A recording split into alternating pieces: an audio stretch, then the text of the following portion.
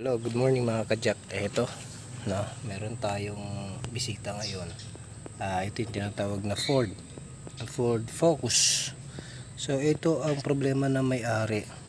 Mabuti na lang pina-check niya ng itong sasakyan niya, no, kasi malaga pinapacheck yung sasakyan mga kajak. Tignan nyo, upon checking the brake, yan, mabuti na-check po natin mga kajak ko. Tignan nyo yung brake nyo, kumakayod na. Oo.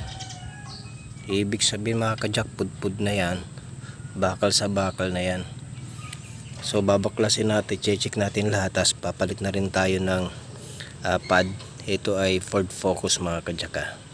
So baklasin muna natin lahat. So mga kajak, tinanggal na natin. Ito yung kanyang kinain, ito yung kanyang preno mga kajak ko. Pudpud na, bakal sa bakal na. So dito bakal sa bakal na siya. Bakal sa bakal na. So alisin natin ito para ma-replace natin mga kajak. Nagpabalik na tayo ng mga preno. So ganito, ayan ang ating preno. So, ang gawin muna natin, kunin mo muna yung pampress. Yung pampress mo. Para no.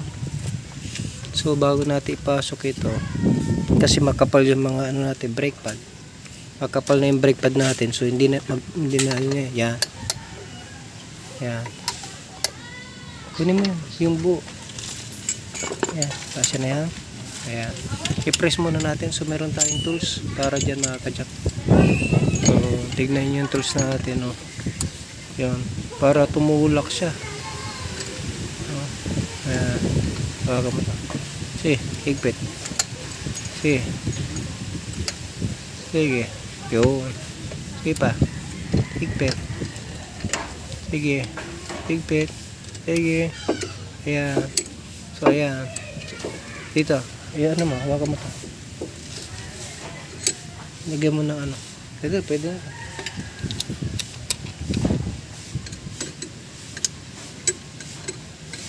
Adjust isa. Adjust na isa. Tulak mo muna. Pag ano. Adjust isa. Ayan. Ayan. Ayan, tignan nyo mga kajak ko. Ayan. Papasok sa loob. Kailangan natin i-adjust. Kailangan natin i-press na, ipasok na yan.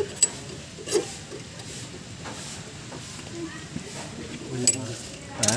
Sagad na po. Maganda siya? Yan. Sagad mo muna yan. Yun. Pupukin mo lang ba na dyan sir pag pumasok na.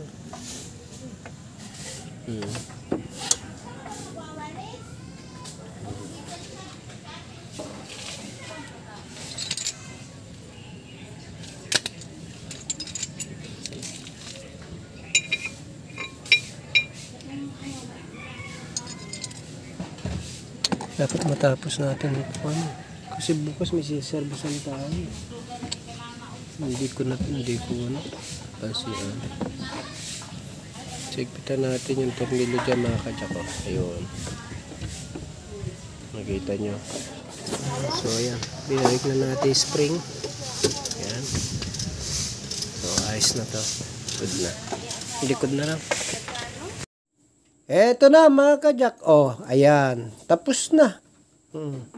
Ayan. Sinasalpak na natin lahat mga kajak. Yung disc brake natin sa likod, sa harap na isalpak na rin natin. So, itong disc naman, ayan, hindi na natin repace, no?